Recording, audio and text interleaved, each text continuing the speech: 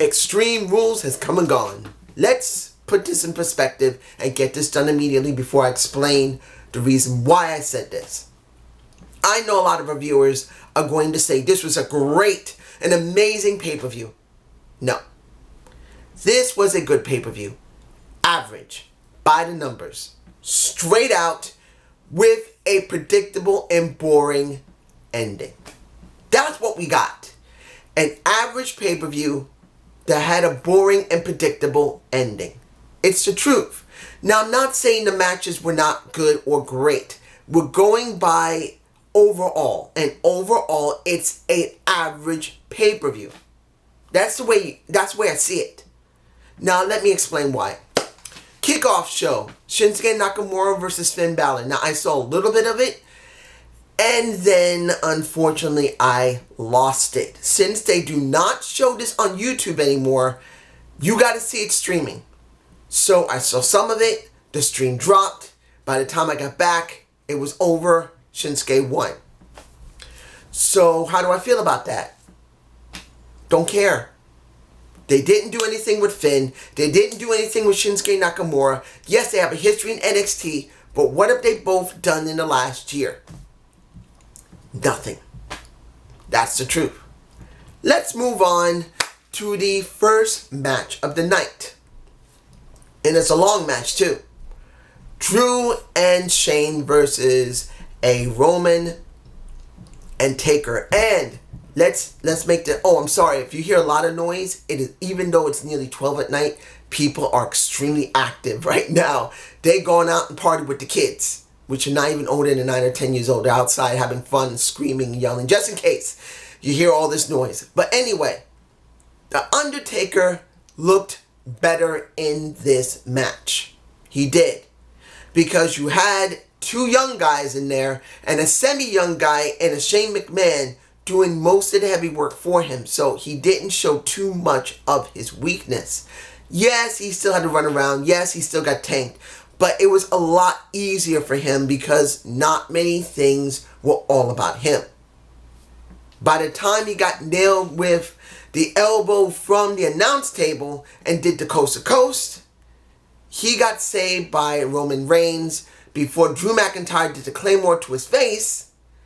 And basically, The Undertaker gets the win. And I'm not surprised. After what happened in Super Showdown, I was not expecting Roman to get the win here. But admittedly, I am surprised that this match opened the show. I am surprised. I thought this would be in the middle of the show. And I know that's saying a lot. But the way the WWE books Shane McMahon, the Roman Reigns, and The Undertaker, it's actually surprising to see this in the very beginning.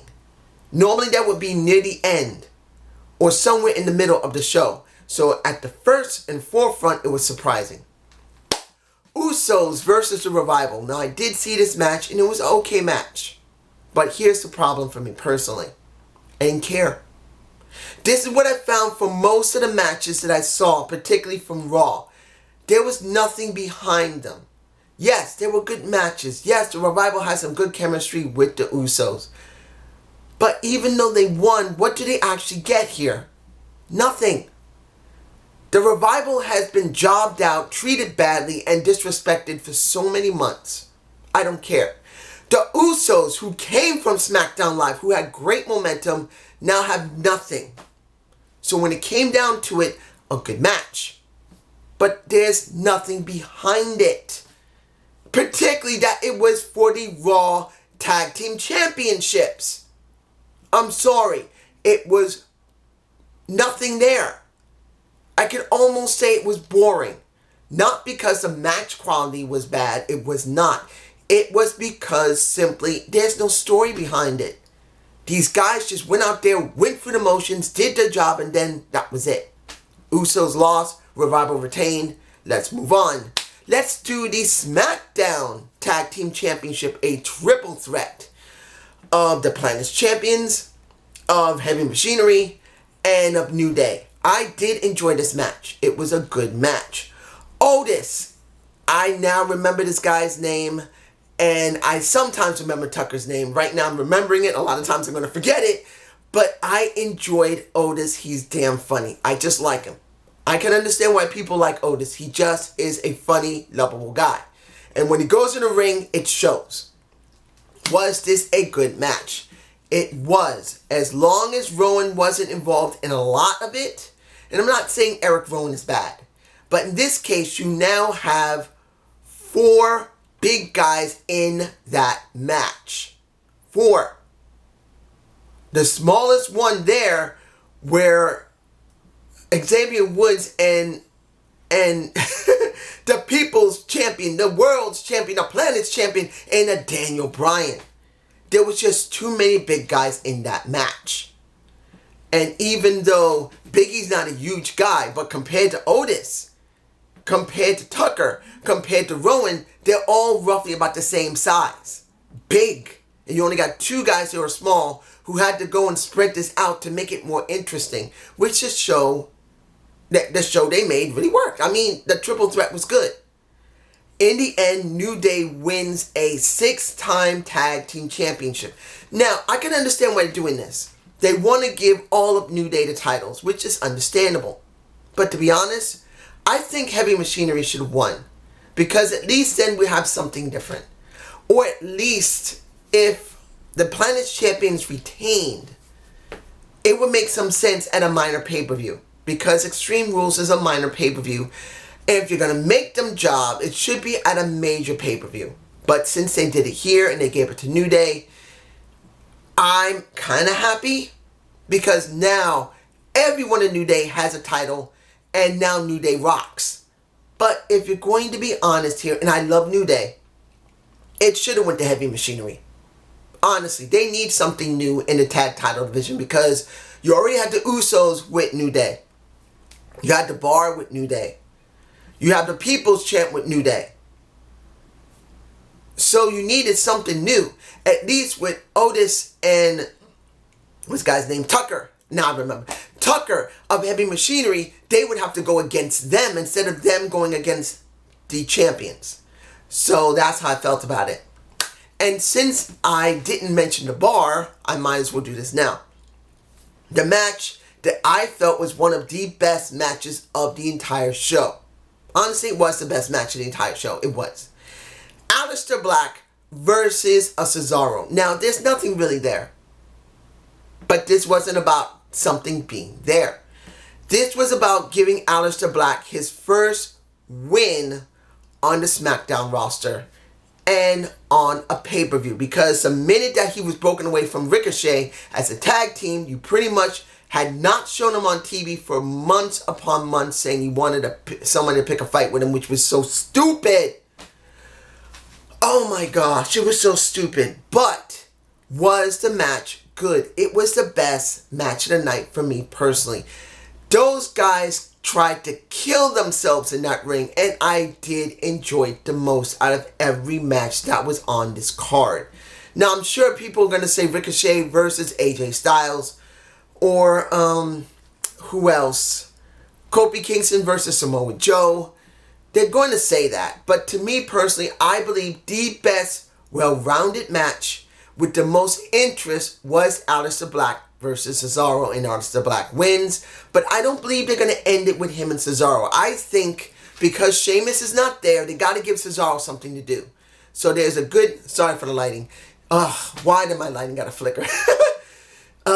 The outlet's not working very well, and I can't get nobody in here, so I have to deal with it. Anyway, they're going to start doing, I think, I could still be wrong, they're going to have a feud or a series of matches between Alistair Black and Cesaro, kind of like Cesaro with Sheamus. I think they're going there. I could be wrong, but it feels like it, because I don't think they're just going to go away from Cesaro and Alistair Black after that match. It was the best match of the night. Now, let's do this. AJ Styles versus Ricochet. AJ wins the title. I could end it right there because it wasn't a bad match. But it was predictable that AJ was going to win this title. He had the Good Brothers by his side. They kept interfering with the match. And in the end, they were going to win. But this is what I thought. This is an idea I had. Because of how Ricochet was working. Let me paint you a picture. Let me paint you something, ladies and gentlemen. Let's say Ricochet and AJ Styles still have the match. And it's a damn good match. It wasn't bad. It was good. It wasn't the best match of the night. But it was good. And when Ricochet ran up AJ Styles' chest, I think I got that picture in front of me on my face. That was highly impressive. I've never seen someone use an actual body to backflip off of without a hand. Use somebody's chest. But anyway, let me paint you this picture. Let's say that Ricochet has this problem with AJ Styles, has this fight he's been having with him, and then it culminated into this match. And at the end of it, AJ does something that you wouldn't expect. He gets a mic and he goes to Ricochet and says, look, we just killed ourselves. I ain't changing nobody. I still think I'm better than you. I know I'm better than you. But I ain't stupid. And in this place, you need friends.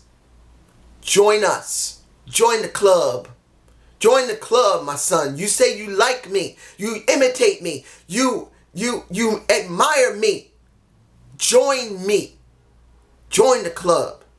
And just to shake it up, instead of him just fighting him, he joins him right there and then. That would have been something new and interesting. I'm not saying it would have been great, but it would have been new, it would have been interesting, instead of a predictable match like this. And I'm not saying the work in the ring was predictable. No. I'm just saying the outcome was predictable. It was obvious that AJ was going to win. So this is what you get. Now, Dolph Ziggler versus I don't know why I'm even mentioning this. I have to. Dolph Ziggler versus a Kevin Owens. 2 seconds. He gets a stunner. Done. Dolph is bitched out for Kevin Owens, who has turned face, that he now wants to go after Shane McMahon again. And remember this. A couple of years back, we had this situation with Kevin Owens dealing with Shane McMahon. But the roles have flipped, where Shane is the heel and Kevin is the face. And the problem for me is this, and I'm going to make it very clear. Here's the problem. And I've said this in comments to several subscribers, at least one subscriber, not several, to one subscriber. How many times do we go through this, where they say exactly what we think, and in the end it means nothing? They showed this shot of the Twitter from Kevin Owens. All these people, they're in my face. All these people who haven't done anything about the curse. They have done nothing. Now it's gone. And the kicker for me is that people fall for this every single freaking time. Every time they hear some of our complaints, they go crazy over it. They get so happy. They say this is incredible. How many times does it mean to you incredible? 3 times? 10 times? 20 times?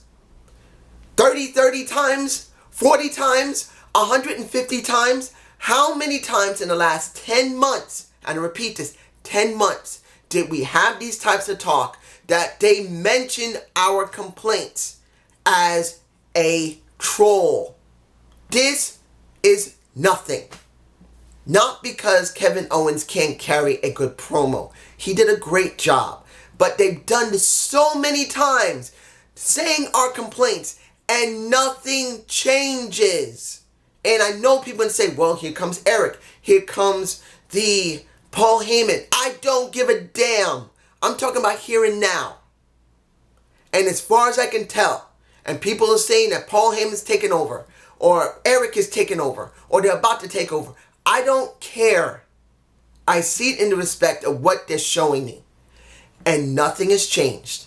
And until things do look like they change, I'm going to say nothing changed, because nothing has changed. So I know people went crazy after they saw that segment, after he basically stuns a Dolph. It means nothing. Let's move on. Let me get this over with.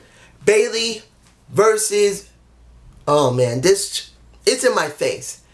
Once I saw Alexa dealing with a Killer Cross, Nikki Cross with the Street Profits. Unfortunately, I don't have that shot of the Street Profits with them. It got corrupted, unfortunately. But let's put this in perspective. Seeing the Street Profits, it's sad. They should not be there. They're doing nothing. And seeing them with Alexa and Nikki Cross made it worse. So what did we get in this match? A 2-on-1 handicap match. Nothing. Now the question is going to be what happens Monday. Because yes, Bayley wins. But what does that really mean for Bayley? Nothing. A big goose egg. Because in the end, this was never about Bayley. This was about Alexa dealing with a Nikki Cross, which are going to probably culminate tomorrow on Raw. Nothing changed. We're going to see either they're going to continue this because maybe Paul doesn't want to touch anything until after SummerSlam, because that's what a lot of people are saying, that he's going to be taking over after SummerSlam, or they're going to be taking over after Extreme Rules. I don't care if he takes over either one. Either he's got to end it or leave it as it is. And if he leaves it as it is, that means they have to feud. If they keep them friends, it's stupid. They got to feud it and then break them up. That's the end of it. I'm not even going to talk about the match because it doesn't really matter. Okay. What do we got here? No, I already saw that. Samoa Joe versus Kofi Kingston. Let's get this done. Did I like the match? It wasn't bad. Seeing that Samoa Joe tried to break the fingers of Kofi Kingston made some sense. No problem. Samoa Joe cutting a promo before the match at the interview was great. But here's the problem. He constantly loses. He's in my face. I'm holding him there for a minute. I'm not even going to take myself off. I'm not taking it off. You know why? There's no point. This is the only time Samoa Joe gets respect. I'm leaving him in my face because he deserved the respect more than what he's getting. What is he? He's the new Bray Wyatt getting his ass jobbed out every single freaking time there's an important match. He gets jobbed out. Yes, he builds himself up really well when talking. But then when it's time to get the mess done, he can't do it. And I'm sick of it. I don't want to look at Samoa Joe on screen no more because I don't want to start hating him. So I'm done. Now he's out of my face. Let's move on. Okay. I gotta breathe because that was... Alright. Let me see here. Okay, I gotta say this, even though I don't need to. I am completely sick and tired of commentary. I'm tired of it. The arguing between Brian Saxon and I can't stand these guys. Corey Graves is on my nerves now. I want to just legitimately punch him in the face. And I know it's not his fault. I know it's not Brian Saxon's fault. I know it's not Michael Cole or even Todd Phillips, or even Renee Young. It's not their fault. They're being told to act like this. And it's making them so boring. So incredibly exhausting. I can't focus on the damn match because they talk so damn much. When you're dealing with commentary, you got one person who describes what's going on in the ring. You got one person who is a former wrestler, male or female, and they tell you what it's like to feel those hits, get those bumps. And there's nothing there. For the Raw side, there's nothing there. Not Brian Saxon. Renee Young fighting with Corey Graves is stupid. When it comes to Smackdown, Corey Graves fighting with Brian Saxton is stupid. He's supposed to be the wrestler. I'm not even talking about Brian Saxton. I'm not even talking about Renee Young. He was a wrestler that couldn't do it anymore because he had too many freaking concussions. But he still knows what it's like to go in the freaking ring. Do your damn job. And I'm not blaming him. I just can't stand it that he can't do his damn job and be a Cullen... You see I'm botching. as a color commentator. He's supposed to say, what's it like to be in the freaking ring? That's the reason why Taz was around. That's the reason why JBL was around. That's the reason why the King was around. We needed a freaking color commentator to tell us what it feels like in the damn ring. And we're not getting that. And this just drops it to the ground for me personally. I can't stand it. I can't. I had to get it off my chest. Now, let's move on. If I'm forgetting something, I'm sorry. This was an average show. So I'm kind of not really super enthusiastic about this. Let's see. Am I forgetting anything? AJ Styles. No.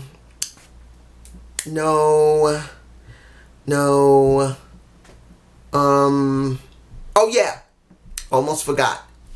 The second best match of the night. Bobby Lashley versus Braun Strowman.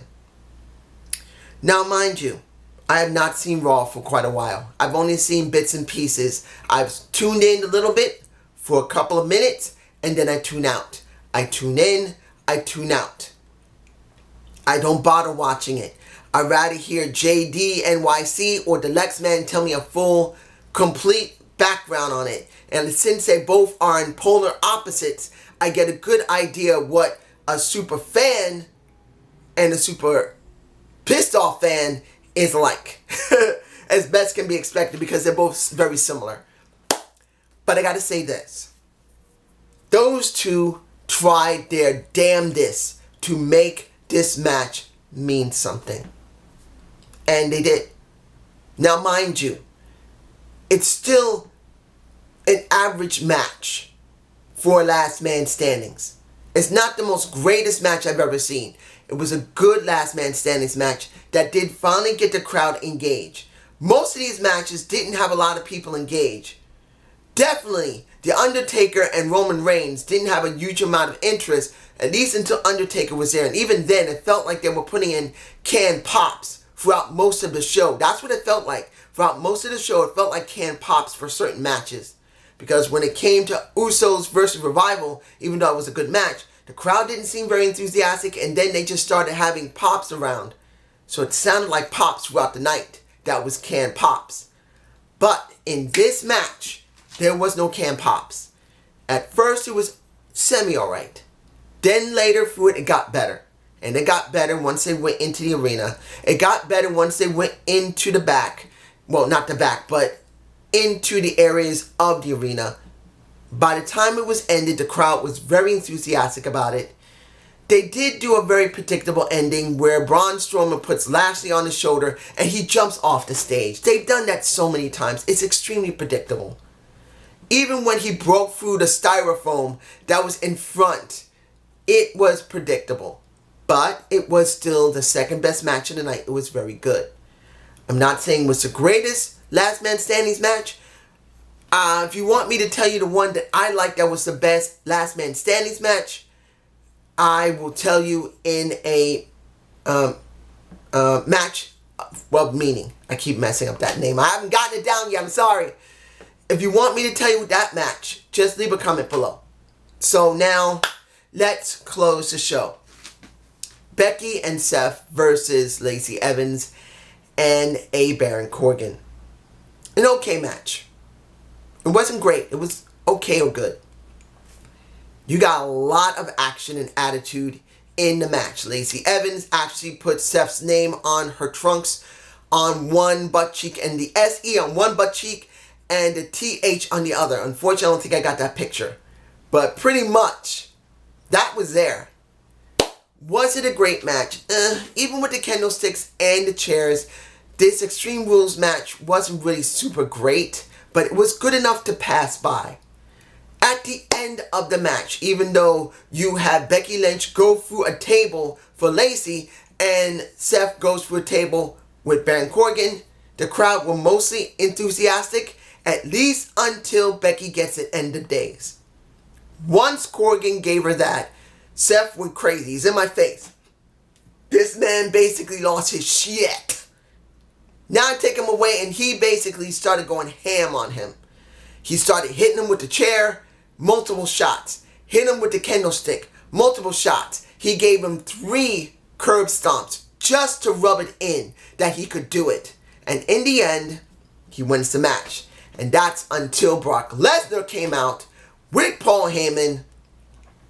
He gets his ass handed to him very quickly before the match starts. And then F5'd within about a minute or so. Less a few seconds actually. Within a few seconds to a minute. He gets F5'd. He's done. Brock Lesnar is your new 3-time Universal Champion. A average and boring ending. I repeat that again. An average show. Some good, very good matches. But a boring ending. With a boring champ. I'm botching because we're getting the same old garbage. Brock Lesnar is now Universal Champion. I personally don't give a damn if Paul Heyman is now going to be writing after Extreme Rules or SummerSlam. If you don't start building up other people so Brock Lesnar will have something to do, or better yet, get that damn title off of him and put him onto one of the people on the roster. If Brock Lesnar holds his title for several months after SummerSlam and after Extreme Rules, counting on when supposedly Paul takes complete control, if he even has it, what was this situation? Nothing. I'm bored with a Brock Lesnar. And if Paul is truly going to have total control of Raw, he must get that title off of Brock as quickly as possible. Either after SummerSlam or a month after that, after SummerSlam. He must get that title off of him when he starts rebuilding the roster. But this is just my point of view. You guys tell me below. Have a good day. Have a good night. Peace!